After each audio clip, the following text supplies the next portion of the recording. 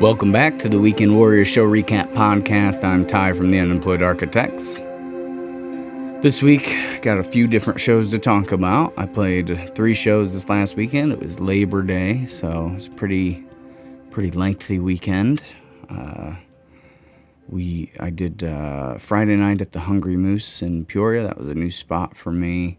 And really, the Saturday didn't have a show, and then Sunday I had 2 shows. So I had the Bear Island Outdoor Bar was the Sunday during the day show, and then the Sunday night show I played in Cayuga near Pontiac. They had like a big town event that was a little crazier than my expectation of it was. When it was booked, I didn't really get a super descriptive idea of what it was going to be, so kind of went into it blind, but was very pleasantly surprised. But so Hungry Moose was in Peoria. It was like a 7 to 10 type show. I got there early. I feel like when I drove up to it, it looked kind of divey, like a little kind of old towny bar. And then you get inside and they redid everything very, very recently. So it was pretty cool on the inside. I mean, I think that bar has a lot of potential for growth, I think. And they have the 3rd best tenderloin in the state, according to them. But I had it. I'll have to give you my review of that a little bit later. But, yeah, so, the show was good. I feel like I sounded pretty okay. I mean, my voice for the most part was like I was singing well, but I made a lot of like dumb mistakes, kind of just spacing out too much or something. I don't know. My head just wasn't. And Friday shows are always a little bit like that. But anyway, so yeah, it was. It wasn't a huge turnout. It was probably at max like 10 to 15 people. But the people that were there, they were engaged, and that's all I really shoot for. And the bar is into having me back again, so feels like I did something right, even though I felt a little sloppy. And I just tried to have fun with it, not get too caught up in the minor details, the minor mistakes. And it was a good time. And then I got a lot of stickers and magnets out too, so hopefully the people that were there will remember the name. I also used my dot card for the first time, which shout out to Big D. He's the one who said I should look into it. And I'd looked into it a while back, but it was a different version.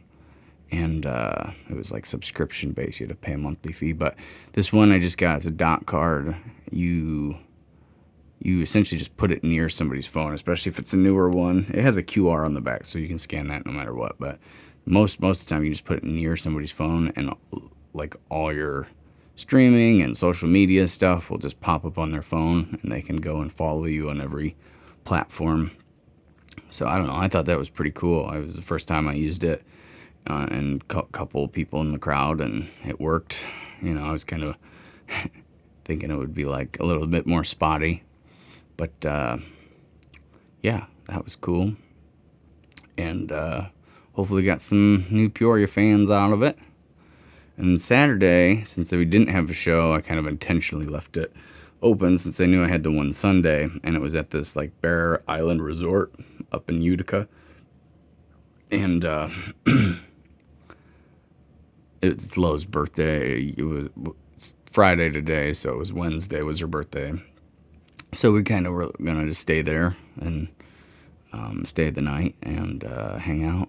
They have an indoor water park that we got passes to, and that was an experience in itself. I've never been to an indoor water park, but they had like a wave pool, they had a lazy river, and they had these really crazy water slides, indoor water slides, which I wasn't expecting to be, because I've been on the water slides before, but they were a little bit more intense.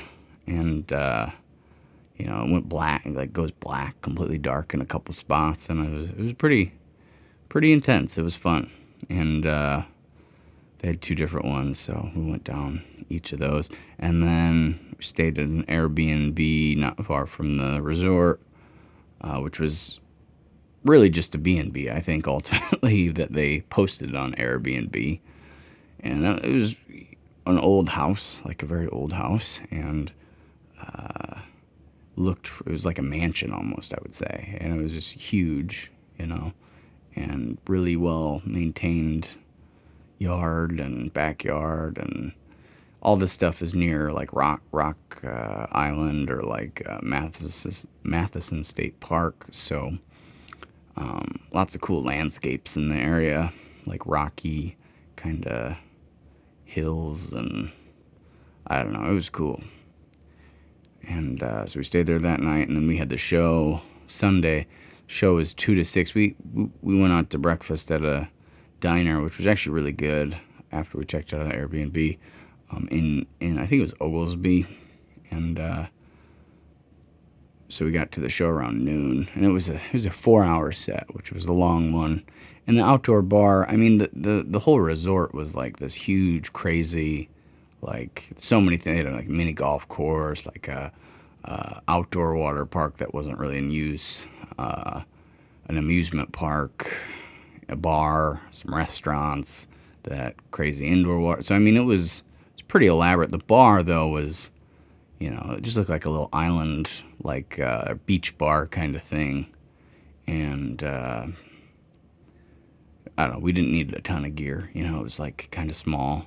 There wasn't a big crowd like the whole time, but again, I mean, the people that were there were really engaged and into it, so it was fun. There were a couple families that really stuck around like the whole 4 hours, which was pretty. Would have been a lot, for anybody, but it was cool that they did that. Definitely made us feel good. And then the bartender at the end of the night said that they thought it was just the radio. Some of the guests thought we were the radio, which is a nice compliment, because I mean that means that they thought we were okay enough that it sounded like it was studio recordings, which to me that's a stretch, but I think we sounded pretty solid. Lo sang with me, and I remember right when she sound checked, like the bartender like turned her head because she sounded so good.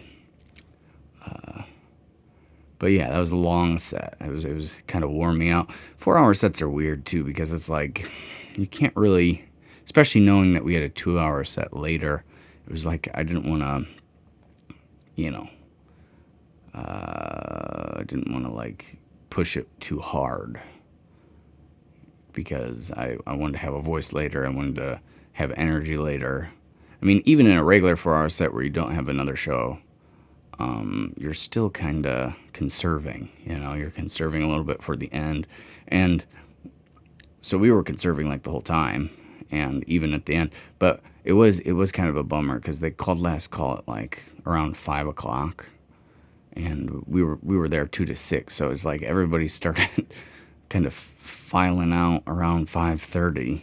We saved like a lot of good songs. I was worried, I wouldn't have enough tunes enough good tunes, I should say, to cover the time. But every time I think that, it's like I leave so many good ones out, because I'm like thinking, I'm gonna have to stretch it out. But over the years, it's probably like I probably could do 6 hours if I had to, and that would be a stretch, but I could do it. 4 hours just isn't that crazy, because I don't like to repeat songs. I'm not a big song repeater. But anyway, so we got out of there. That show went really well, and got some stickers and magnets. Got her some good tips and all that. And then we kind of hightailed it to the second show, which a buddy of mine, Chris Macbeth, had hit me up about, in Cayuga, which is near Pontiac, a little town. And we pulled up, and it was just like getting dark kind of right when we were pulling up, and it was like there were so many cars, and we were just like, whoa, this is like a real thing. We kind of thought it would be more of like just like a little party, or I don't know what we really thought it was. We didn't have much of an expectation, but we thought it would be small, and it was big. And there was a guy playing there, I can't remember his name, feel like he might have been from a band called the Harvest Sons or something like that. But he was really good. He did a bunch of Tyler Childers. He did Jason Isbell. A lot of bands like that kind of like country, but good. I shouldn't say good. I should say the kind that I like, the kind of country I like that, isn't. I think he even did. There's one more band I was like really surprised to hear him do. Maybe it'll come to me. I can't think of it right now. It was like the Wood Brothers or something like that. But anyway, it was a killer set. I mean, there were some country songs I'm not as big of a fan of, but he definitely did a lot of good ones. And then we played, and we decided to front load the set because we didn't know how long people were going to stay. We were only playing 2 hours, and so we played a lot of really good ones right away, and I think we sounded pretty good. I couldn't get quite enough volume out of the guitar for some reason on this show, but it was fine probably. I just would have liked a little more. But about an hour in, my voice was pretty shot. It had been singing for 5 hours, so and then we ended up, took a little break, kind of did a couple things to hopefully help make the singing a little easier, which helped definitely, but I still had to focus pretty hard on my vocals and stuff. And we did another 2 hours essentially. So we ended up playing for 7 hours on that Sunday. So it was pretty crazy, but the whole day was just like, it was busy, but it was good. And we, the money's of course always nice, and got to see some Pontiac people that I don't get to see very often, which was cool. And so that was the weekend. This last week we've been working on wrapping up that EP I was talking about last podcast, and I think we're done. So we're not. We were thinking we were going to do 4, but turns out we only made 3 tunes for it. But yesterday we spent a lot of time shooting a video. So, and Ryan Wolf already edited it. So, I mean, it's like done already, which is crazy. He did it in like a day, essentially. And there was a lot of footage we shot. So, I mean, it was really like 4 hours. He had it like ready to rock. And I think we're going to go ahead and try to get it in motion to release maybe next week. We got some mixing and mastering I'm about to do with him. And, so that'll be cool. Hopefully by the end of September, there'll be some new music out, and then we'll have a new music video to go right along with it.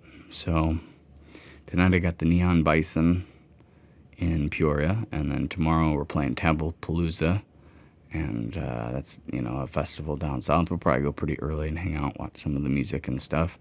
So yeah, that's kind of what we're into, what we're doing.